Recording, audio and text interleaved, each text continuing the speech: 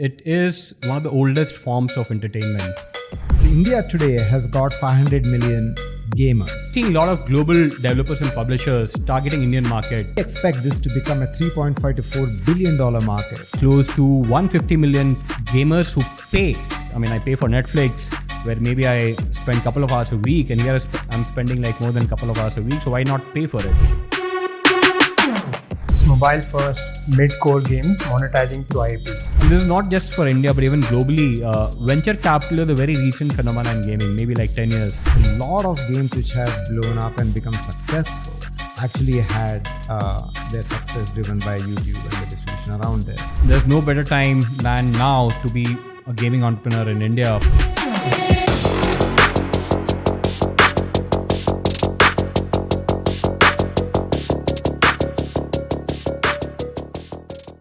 Hello and welcome to the Prime Venture Partners podcast. This is your host, Jerome Manuel.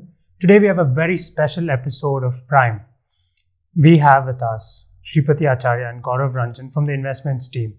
They will be talking about the gaming sector in India, how it's evolving, what the future looks like, and why we at Prime are super excited. So over to Gaurav Ranjan, who will be giving us the basics and the 101 of gaming and take the conversation from there. Over to you, Gaurav. Thanks, Jerome. Pleasure to be hosting this session along with Shripati. If you think about gaming, it is one of the oldest forms of entertainment. And interestingly, has survived and thrived through all the technology and platform shifts that we have seen. It started off with arcade gaming, moved on to console gaming with the advent of televisions, and then moved to PC, with PC becoming mainstream, and then moved to mobile and so on. So if you think about the gaming platforms, which is the first thing that anybody thinks about, sitting in India, we may feel that mobile gaming is what it is all about. Gaming is all about, which is true to a large extent, and is gradually changing. So today, if you think about different platforms, there are broadly three platforms: mobile, PC and console. Mobile is about 50% of the overall gaming market. Console gaming, which is about 30% of the market, largely dominated by PlayStation, Xbox, and Nintendo. And then you have, of course, PC gaming, which is about another 20% of the market. So that's more about the platform around gaming. The next thing is, of course, people play different types of games, different genre of games. So how do you classify the different categories of games? So there are also, broadly, there are three categories, if you have to. The first is the casual and the hyper-casual category, which is generally characterized by shorter gameplay loops. You don't require heavy skill to play those games, generally have shorter shelf life, and attracts all user varieties, from a casual gamer, from a at-home mom to a hardcore gamer as well. Right. The second category is of mid-core games, which is slightly more evolved than a casual game, have elements of strategy, have elements around team building, managing your assets and resources within the game, generally has deeper game loops, may have a very solid core loop and a meta loop, and generally requires significant amount of time and skill investment from the user. And the third category is of hardcore games, which are generally characterized by high level of skill, high level of time requirement. Generally, the game development times are too high as well.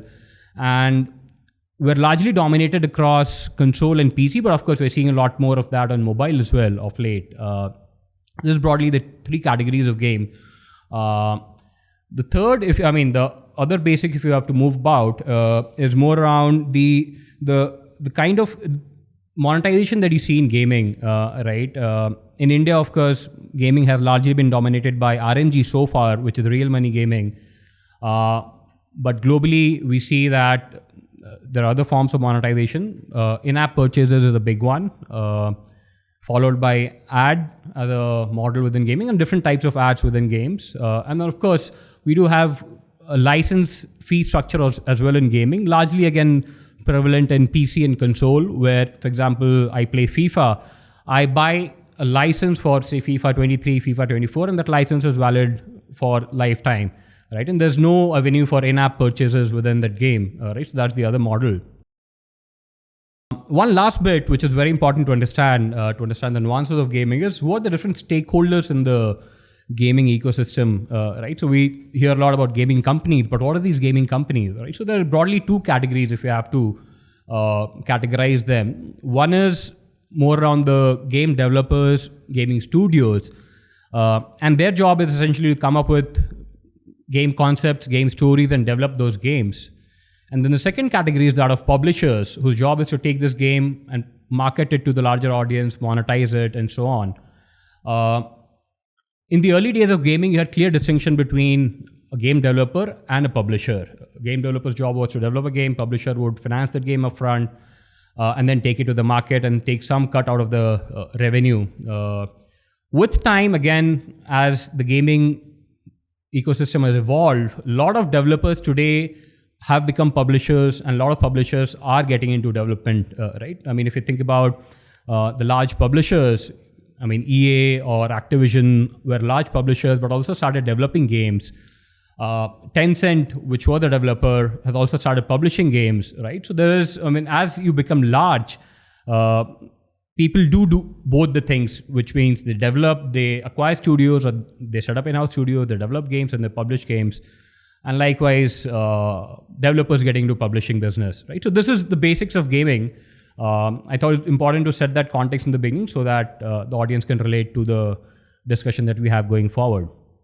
Great. I mean, I didn't know there are so many nuances to gaming, but thank you so much, Gaurav, for setting it up beautifully for us and the viewers. So having said that, right, so why are we excited about gaming? I mean, I think that's what is most interesting for us and the audience as well. Yeah. So if you look globally, it is a $180 billion market or so, as Gaurav had alluded to, and 50% of that is mobile. So that's 90 billion. So not only is mobile a large part of this market, it is also rapidly growing from here on. Globally, it's growing at 3 to 5% a year, but the fastest growing regions are in our part of the world. So India is one of the fastest growing regions in that. So India today has got 500 million gamers. So these 500 million gamers today would qualify for about 15% of the total gaming population right now. But from a spend standpoint, we are only 2%. It's like 3 billion. But it's going to grow, and it's going to grow very fast as the population which was, and the generation which really grew up with gaming during COVID now is employed and has disposable income really to spend on gaming. And we need to really understand that games are a form of entertainment, and they're becoming the primary form of entertainment for these people. And it is not unusual actually for teenagers or Gen Zs to be watching television and playing a game at the same time, which might be an unusual thing for us to relate to, because there might be an ad, there might be something else going on, and there is some part of the program which you're watching which you're not that interested in, what have you, and you start playing a game in the middle. As Gaurav mentioned, you have hyper casual games which are very well suited for these kind of things, and of course the long form games, the mid-core and the hardcore games, which can be much longer duration engagement cycles. So just a very exciting time in India to be looking at gaming, and not just looking at gaming from a gaming by India for India perspective, but we also think that games made in India and for the globe are very, very well suited, because when it comes to mobile gaming, we are mobile first. We are thinking, developers in India are thinking about optimizing the game for mobile first. And that really sets them up very well to explore and expand overseas with their games. We're yet to see a first global franchise out of India in gaming, but I think the time is not too far when that's going to happen. And if I may just add to that, I mean, this is more about Indian developers building for India and building from India for the world. We're also seeing a lot of global developers and publishers targeting Indian market. Right? I mean, we have the case studies of BGMI and Free Fire. Each of them launched somewhere around COVID and are doing like north of 200 million per year just in India, and all through IAPs, right? Which tells us that, I mean, Indian gaming story is just getting started, or what was largely dominated by real money gaming, has created that user base which will gradually move towards mid-core, casual and hardcore games. And there'll be enough and more monetization. Correct. Yeah, and this is actually a pattern which is not dissimilar to what we have seen in China, because the first generation of games and the gamers really got understood gaming as RMG games, and they participated in the ecosystem that way. But as the ecosystem developed, IAP or in-app purchases became a lot more dominant form. So what we expect is that while 60% today in India is RMG of all the gaming markets, when you talk about 3 billion, 60% is really real money gaming. So currently IAP is only 15% of the total spend, but it's growing very fast. It's growing at 25% year over year. So we expect this to become a $3.5 to $4 billion market in a reasonably short order. So it's a very exciting time. Got it. So I think I'm super excited that India is going to be having its biggest franchisee from the country. And then there are 500 million gamers. I hope at least a bunch of them are watching this particular episode and picking something exciting for themselves. So having set the context and also understanding what the market looks like, right? So could you tell us what the gaming market looks like today and where do you think it's going and how is it going to evolve? So I think that'll be really interesting to hear. So I've been looking at, Shripati and I have been looking at gaming since the time I joined Prime, which was back in 2018. And the early set of games that we used to look at were mostly RMG, and somehow we were never able to build that conviction to invest into RMG because of the regulatory overhang around it. But over time, as we started talking to more gaming companies, we saw that India is coming up with good quality games that appeals not only to the Indian audience, but the global audience as well. Shripati did touch upon some numbers. So today, if we talk about the India market, we have about 550 million gamers, right? And that number is growing at 12% CAGR. We have close to 150 million gamers who have made an online transaction in gaming. And that number is growing at 18 to 20% CAGR, right? If you talk about game downloads in India, which was in single digits billion, maybe 5 years back, we are at about 16, 17 billion game downloads every year, which is second only to China. We had more than what a US or a Korea or a Japan, which are like old gaming markets. We do more than that. And it's only time, and it's only time before this download, before the monetization will catch up with this downloads. We've talked about the gaming revenue that has been growing at, gaming market size, it's at 3 billion as of today, expected to be at 8 to 10 billion over the next 5-7 years. And large part of that would be from IAPs. RMG will be there, but IAP will be what will be driving that. And within IAP as well, like mid-core games is what we believe will be the core drivers. And if we talk about what are the drivers for this, growth in the gaming sector, right? Like everything else in India, mobile and internet penetration did play a big role, because of which, as I said, we are mobile first gaming market, because of which gaming did increase. The second was UPI enabling microtransactions. That kind of propelled that whole monetization wave of within gaming. With microtransactions, you could monetize through IPs within the game, right?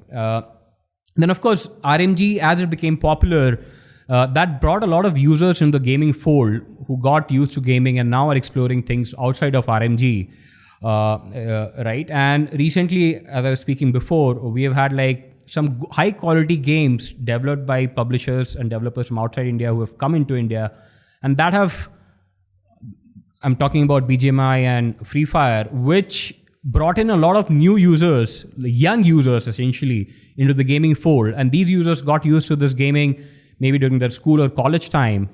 And we believe that as these users graduate and move to a formal workforce, a lot of them will continue playing games, but more importantly, a lot of them will also start spending on games, which will be a big driver for the gaming sector going forward.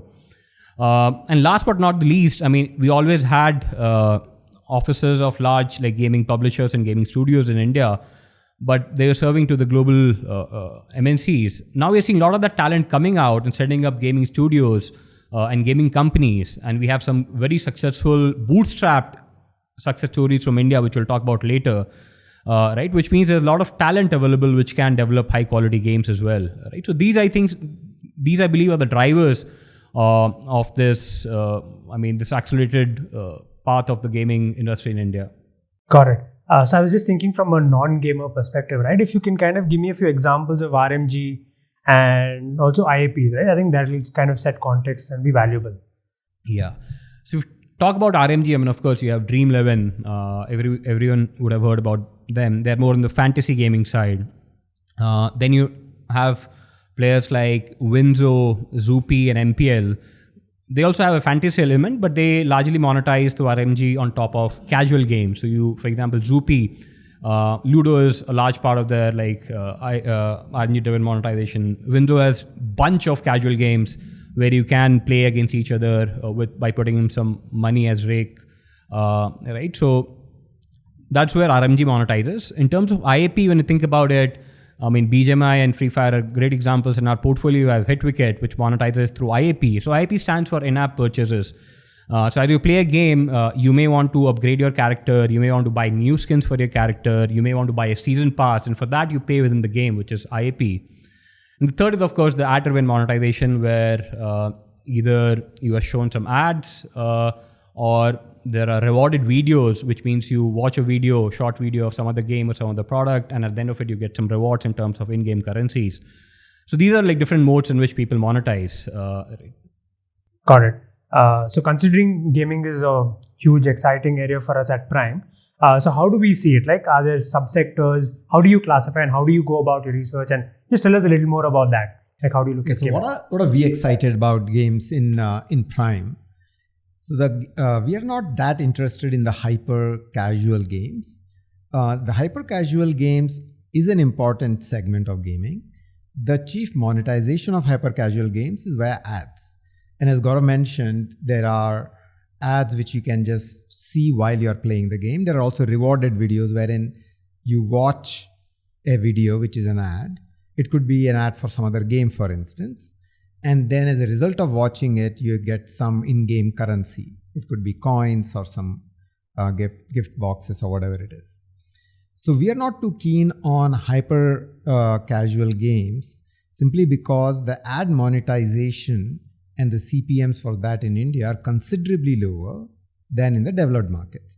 And that's not unusual. That is true across the board. If you have ads on mobile, if you have ads on desktop, what have you, web ads, everything else, the India monetization is considerably lower than developed countries, as much as 1/5 or sometimes 1/10, which dramatically reduces the size of the opportunity. That is one.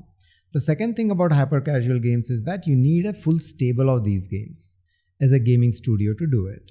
So again, it is not like this segment is not attractive at all for all kinds of investors. Just from our perspective, it makes it a much more unpredictable in terms of repeatability of success of the games. So you have to continuously use one game to get distribution for the next game. So one game might last a year or maybe two, but the next game has to sort of take over as it starts declining, and in all cases you're looking for ads. Now, in order to be successful here, you have to definitely monetize outside India to get scale on the ads. So it requires acquisition and the ability to distribute consumer to get to the gamers outside India. So that's probably the thesis on why hyper-casual games are not something we are interested in. What we are interested in is mid-core games. So mid-core games are those games which are slightly more nuanced, have deeper gameplay, and require a longer time as part of each session when you're engaging with the game. They also are deeper in the sense that the person's engagement with the game can go over months and years. Some of the games that earlier Gaurav was mentioning, like Free Fire, BGMI, and so forth, you're actually going one session after another session, having collected and grown your profile, etc., and leveraging that in the next session and so forth. So that's what is a characteristic of a mid-core game. Mid-core games to us are very exciting, both for India and for global markets, which are optimized for mobile. To be successful in India, we expect developers to have created games which can handle a lower-end phone as well as certain inconsistent internet connections. I think that's important. So being able to manage that also sets it up very well for expanding to markets outside India.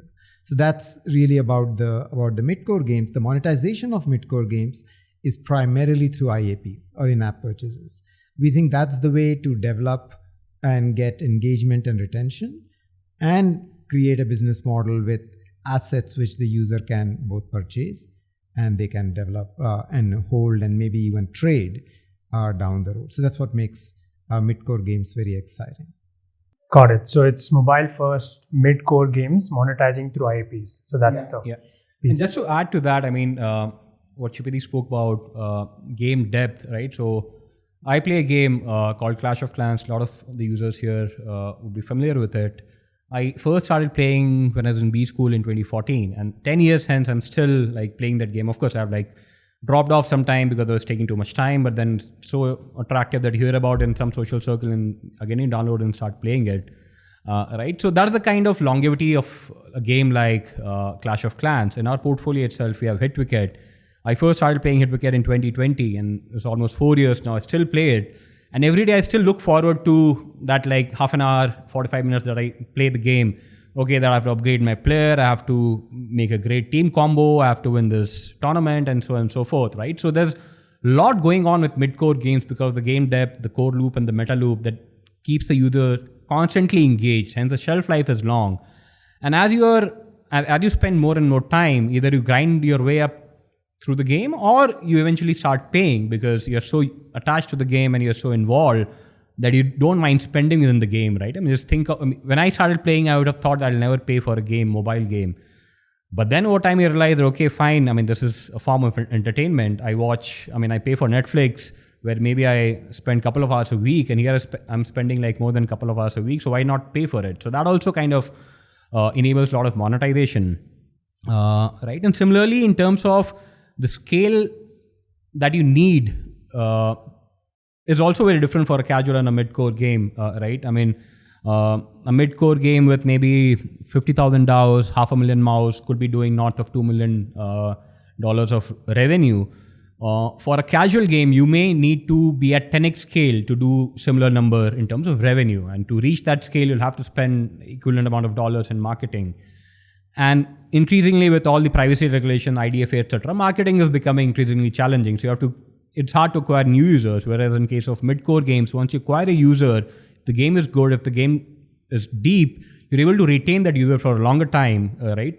Hence the LTV is very high and you're able to monetize. So the LTV to CAC ratio makes a lot of sense there, right? So those are the reasons why we believe that mid-core is where the opportunity lies. Now the question may be, why not hardcore? That's even like for hardcore gamers. And that could be interesting. But the thing there is that hardcore games typically require a lot of upfront capital just to develop and take the game to the market. It may take a few $1 million and a couple of years of just the game development time before you get to the market, right?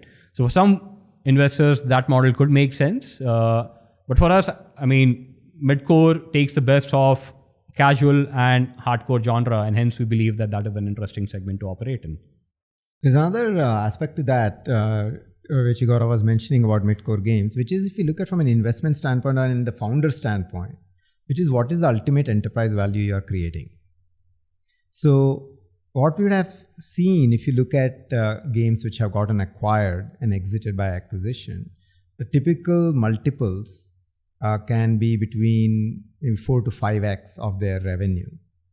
And that is true because the casual games or a gaming studio with a stable of casual games will see the revenues growth tapering off.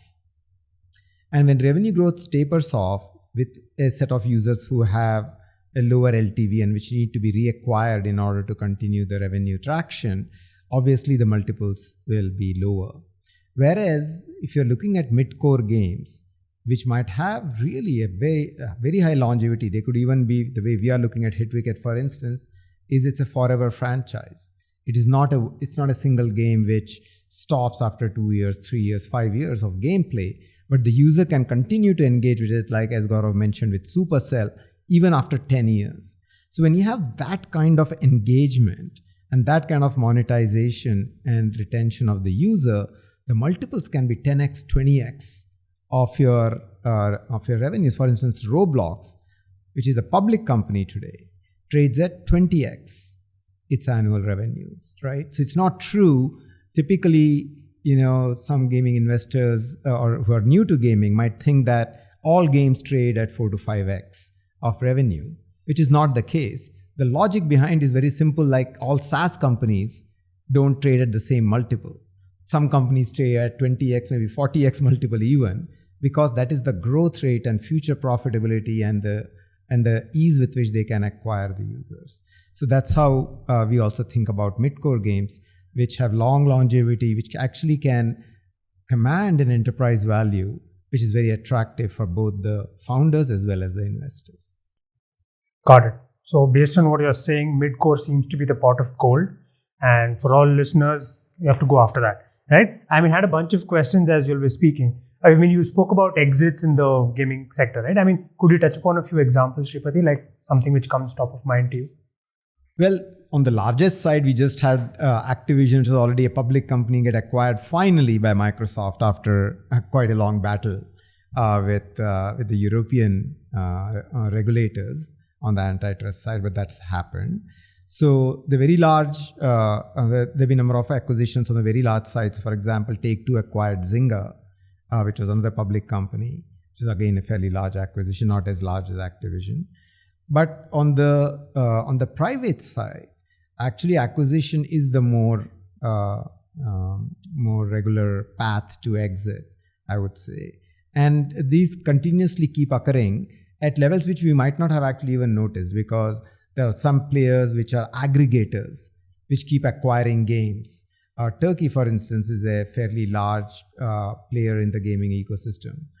So there is a company called Embracer, which has gone ahead and acquired a bunch of smaller companies. In India, there was an acquisition of PlaySimple, again by a Turkish entity.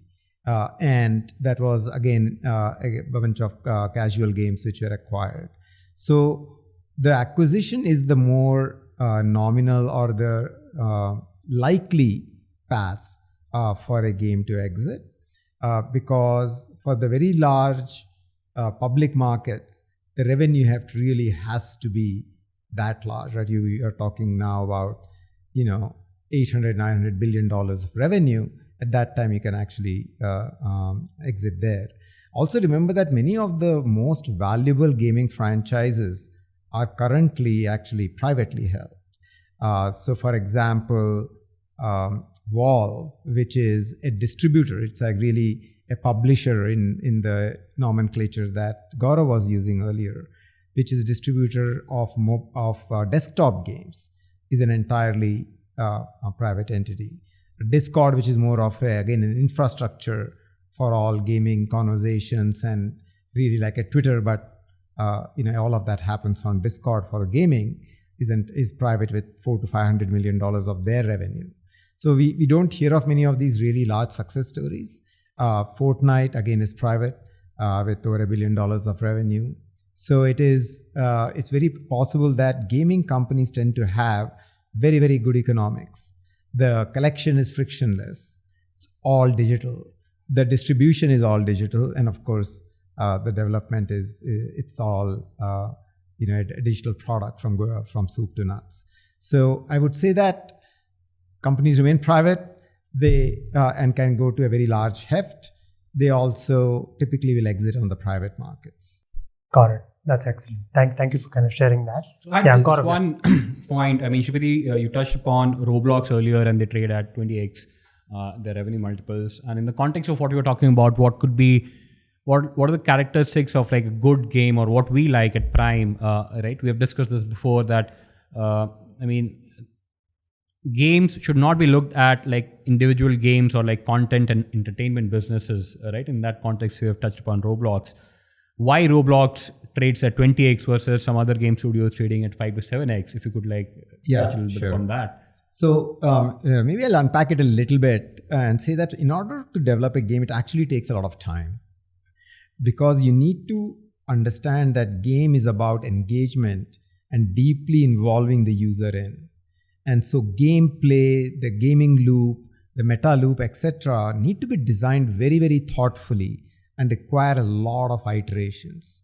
So frequently we hear entrepreneurs who are new to gaming talk about gaming and kind of approaching it like, okay, look, let's look at SaaS or something like that, wherein you have seen a product and you feel like building it. It really doesn't work that way. Gaming is a much, much more nuanced product because fundamentally you need to have an emotional connect with the gamer. It is not a utility in which you do A, B, C, and D, and then you get out of there, right? That's what a SaaS plays. We just need to fundamentally understand that. The thing which we look for in gaming is that we don't look at it as pure content plays. Content does take a lot of time to create and is important for games. But if it is just a content play, then it is not something which we would be particularly excited about, because distribution is where all the difficulty and innovation and the X factor really resides. And that's where a lot of enterprise value is captured. Now, if we think about what Roblox has built, Roblox is really a platform in which other people come and build games within it. So it's really like an app store or a play store, but much, much more than that, because not only are the users coming there, but they are also providing the entire environment and the toolkit and the APIs for you to build within it. And so that is what Roblox is. And in many ways, Roblox is more of a software company than a gaming company. And from our perspective, the X factor that a game needs to bring needs to be in an area which is beyond content. So it needs to have an X factor about the way they are doing distribution. And it should, in our opinion, look more like a software company in terms of how it is approached. Of course, you need to have the thinking and the gaming mechanics, which is really a necessary condition to be a successful game. But really to be an enduring game and talking about forever franchises and so forth, you need to have all of these other elements to it as well. Yep, definitely. And we're seeing more games moving in that direction. I mean, Minecraft is like a great example of that. Epic with its Fortnite game, they have opened up, they have come with the UEFN program similar to Roblox, where developers can come and build mods on top of Fortnite and like monetize themselves, right? So that also creates that community and virality, which brings in more people, which creates more content, right? In turn, brings in more people and leads to more monetization and so on and so forth. I would say that, the reason why you need to have that really deep tech DNA also in gaming is that gaming is changing with generative AI in a very fundamental way, which is that creating assets now can be a lot easier and faster, because the generative in generative AI is about creating content, right? So now animations, 3D art, variations of the current assets you already have, all of those things can be done very effectively with generative AI. But in order to leverage all of these things, you need to have a deep tech DNA within the firm. And that's why what I mean by saying that these need to look increasingly like software companies. Now, when Gaurav talked about what Minecraft or Roblox provides, it provides modifications by gamers themselves to be able to create the assets within it. So imagine the architecture required to create that. So what we see as the new and next gen games will have is a core of game design, which is very good, but also a software architecture which enables the new versions of the games to be put together very quickly, and which also leverages these fairly new paradigms like generative AI to develop the next generation of games and also modify those games. Correct. And one important thing, right? I mean, which is in addition to what Shripati spoke about, like what makes a gaming company really exciting is beyond what Shripati spoke about, is how do you have an X factor or differentiated distribution strategy, right? With Play Store and App Store and Steam and Epic Game Store, distribution is democratized, right? So today, any game developer, indie developer or gaming studio can develop a game and put that on App Store, Play Store, if you're a PC game on Steam. But that also comes with the challenge that there are hundreds of other and thousands of other people doing the same thing, right? So how do you differentiate? How do you acquire users? How do you win the user's attention to try and download your game? And that's where I think distribution advantages have to be built over time. You can't just rely on performance marketing. We have one interesting company in our portfolio, Glip, right? They're building a mid-core game, but they also have a different product, not exactly a game product, but a product built for gamers to do recording of gameplays, right? And that has generated maybe like 5 million organic downloads for them. I'm just giving that as an example. So you need to have some differentiated distribution strategy that gives you an edge over somebody else who's building something in a similar genre, going after the same sort of audience. So that is equally important. Just doing performance marketing will not help in the long run for you to build like a large sustainable gaming company. Absolutely. I think just to further expand on that, Gaurav, in the case of Glip, the recording product, which enables a user to record both audio and video of their game, is a free product. So it's basically, think of it as a tool for gamers. But it is a fairly sophisticated product. It's a leading product in that category for mobile. As a result, users come there. Then they get exposed to the game, which is BTX, which Glip is building, and are able to download that. So that provides free organic distribution to Glip and makes it differentiate from all thousands of other games which are sitting in the App Store. So you're really not going to get a distribution edge by putting it on App Store. It is just a way in which people will get access to that game. But you have to think distribution on a fairly first principles basis. Otherwise, you'll get into the treadmill of having to pay for performance marketing. And then that becomes really a difficult game to play, because over a period of time, as you scale, as we all know, in B2C performance marketing, the customer acquisition costs don't decrease with scale. They actually increase with scale. And that is the challenge. And so for game developers, I think it's very important to think about distribution right up front if they are thinking about creating a large franchise.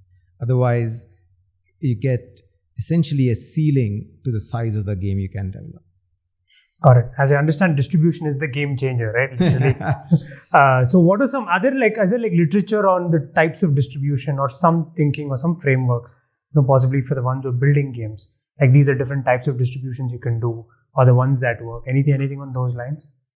I think, performance is where everybody starts performance marketing, right? But how do you drive organic? And organic to a large extent depends on how you're able to build a community around the game.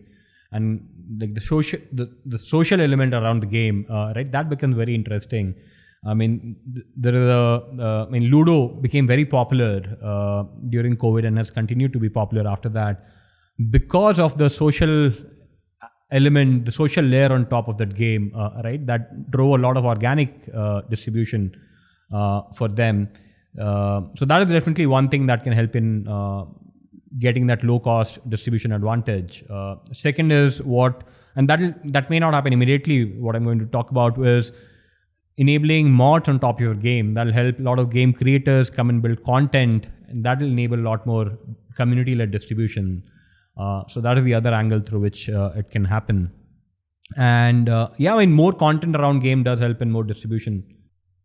There are some games which have just lend themselves more to content. So YouTube is probably the single largest distribution channel if you want to do for organic acquisition of users. And if you think about it, YouTube is also crowded with videos.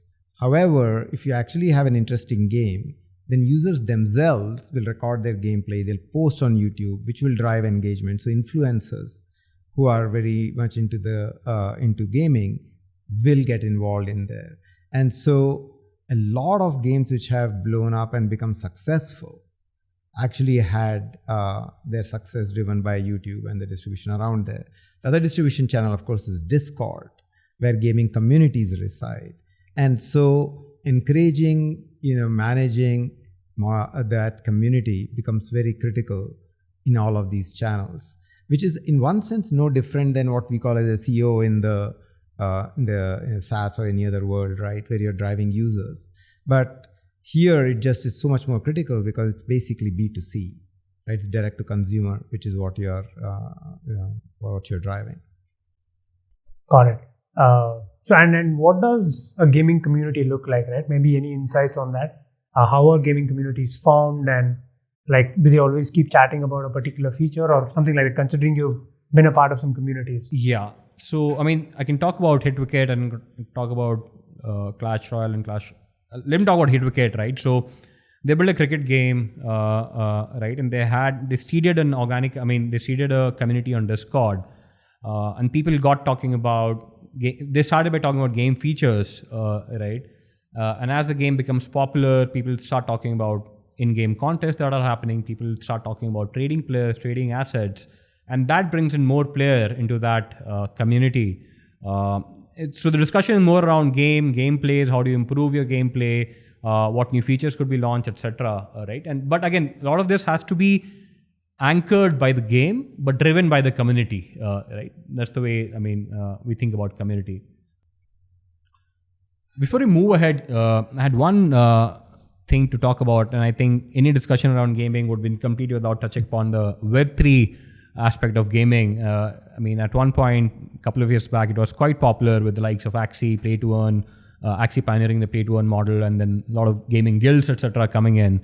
And Shripati, you spend a lot of time on both like Web3, crypto, and you spent a lot of time on gaming. So how do you see the Web3 gaming evolving, and where do you see that going? So the thing in Web3 gaming which is more important is actually the gaming part, not the Web3 part. And I feel that narrative was lost in a lot of the Web3 hype which we had a couple of years back.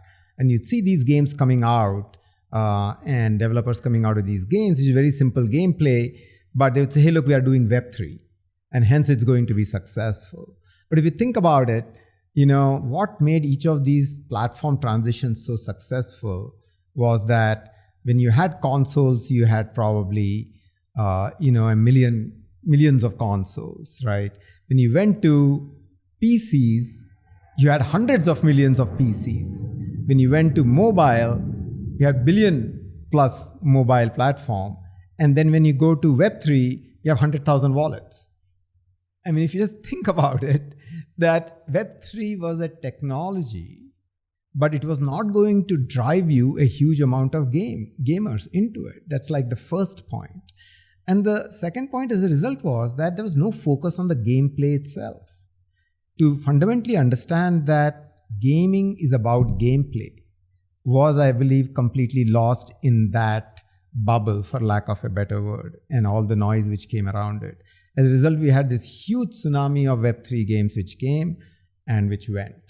And so gaming without gameplay understanding, the nuanced understanding of that is just bound to be unsuccessful.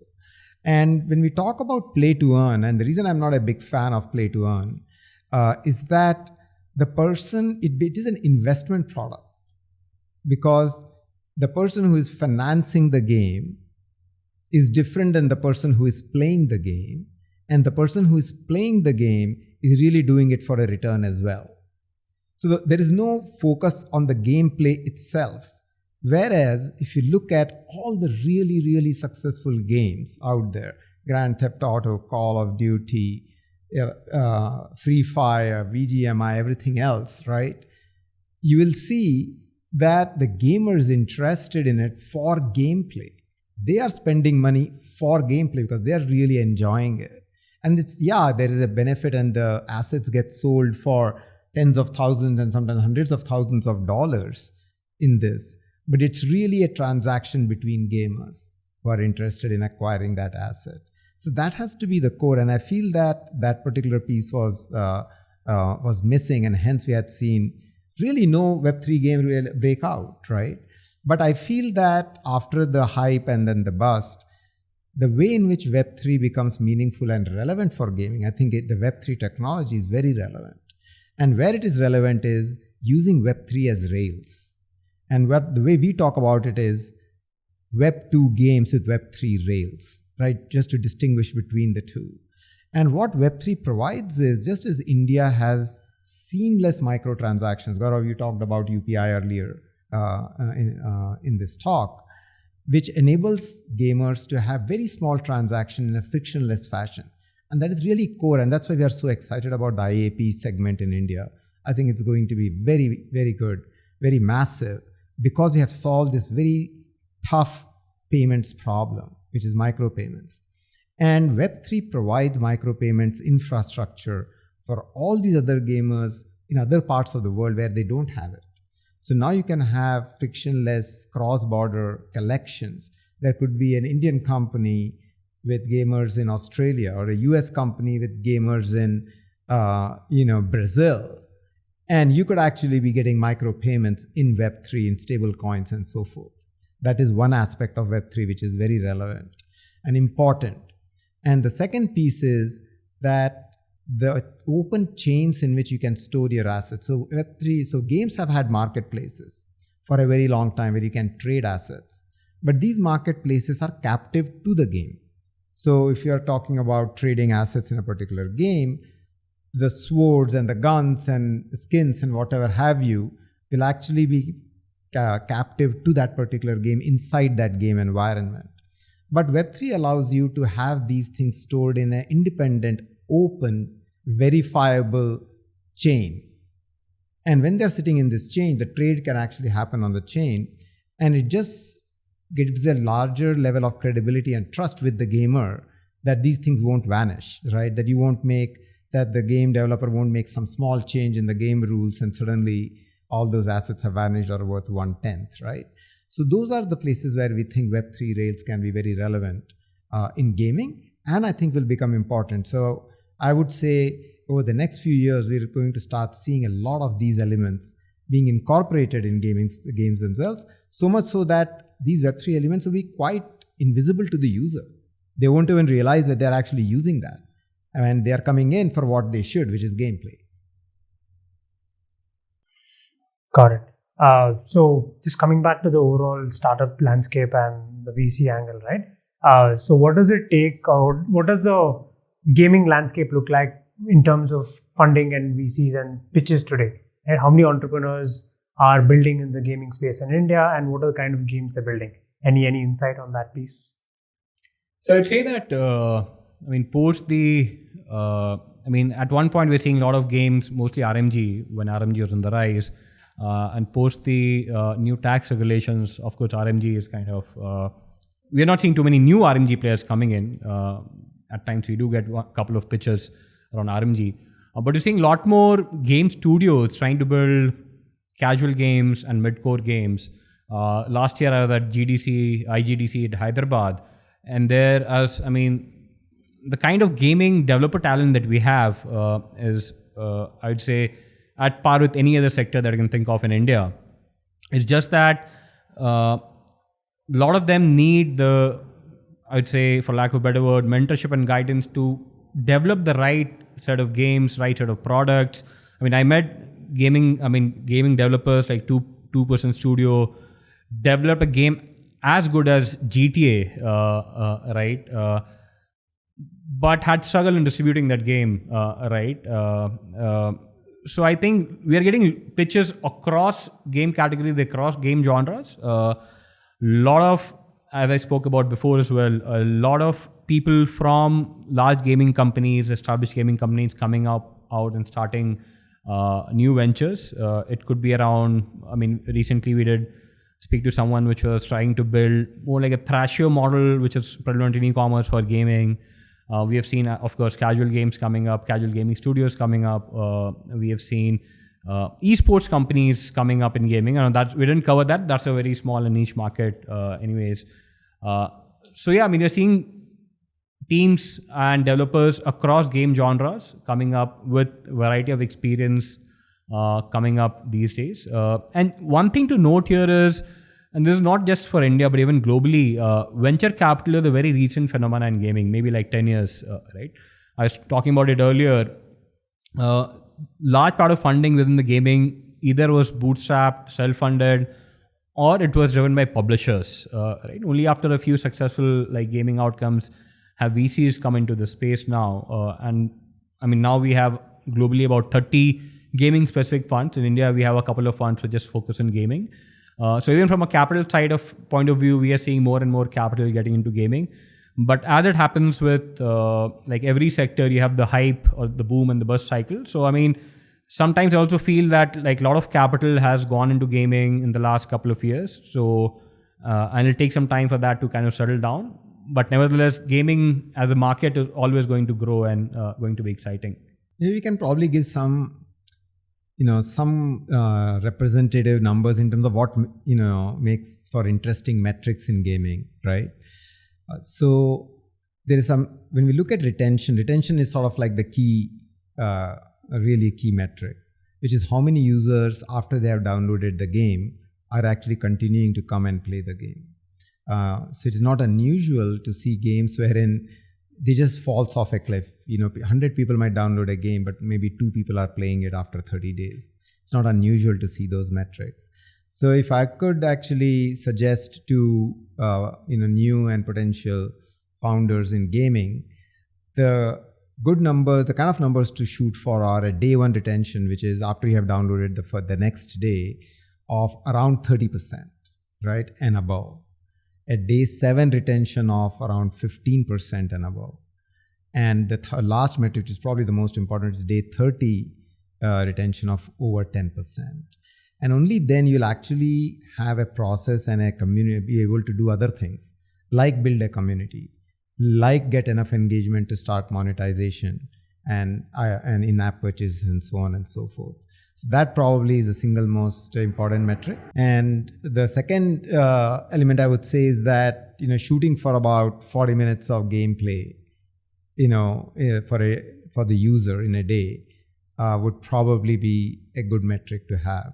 Because I'm talking now about mid-core games. I'm not talking about hyper casual, but that gives that forces you as a game developer to have the depth in the game to accommodate that. We talk about easy to learn but hard to master as the maxim here. So making it easier for users to start playing the game and start enjoying it, but at the same time having a depth so that they don't get bored and they feel like coming back again and again. And just one more metric, which is, people measure it through payback. Different genres will have different payback period. In casual games, it could go up to over a year. So payback from ad spend. Payback from ad spend, yeah, that's what I meant. Like return on ad spend, when you recoup your ad spend. For casual games, it could go over a year, and that is considered decent. What we have seen, at least in a lot of successful games globally and in some in our portfolio, in our portfolio, of course, we have games which have payback period of 60 days, but that is exceptional. But anything about 6 months, 5 to 6 months is a good payback period, for mid-core games. So I think with that, we are coming to the end of the podcast. I've learned a lot about gaming. I'm not a gamer. So been a very interesting conversation. Thank you so much for sharing all your insights.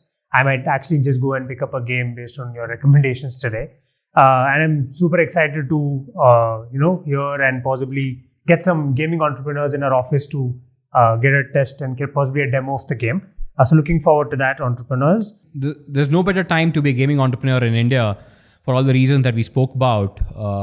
So if you are doing anything within gaming, whether you're building a game, whether you're building a game studio, or even if you're building infrastructure around gaming, feel free to reach out to us. We are happy to have open conversations. We're happy to brainstorm and happy to get inputs from people within the gaming community for us. Great. Thank you so much for listening in, viewers. And that's the end of our special podcast episode. Thank you.